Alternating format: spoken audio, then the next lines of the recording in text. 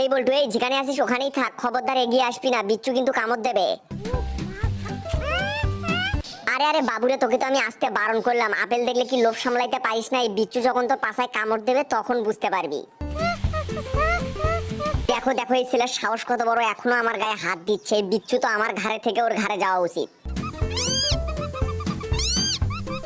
হা হা, এই পিচ্ছি, আমি হলাম জাত বিচ্ছু। তোর আম্মু এসে কি আপেলকে বাঁচাতে পারবে? তোর আম্মুকেও কিন্তু কামড় দিয়ে দেবো, আমি বলে দিলাম। আরে আরে মালকিন, তুমি এসেছো, তাড়াতাড়ি তোমার এই পাগলা বল্টুকে নিয়ে এখান থেকে চলে যাও। এই বিচ্ছু কিন্তু তোমাদেরকে কামড় দিয়ে দেবে।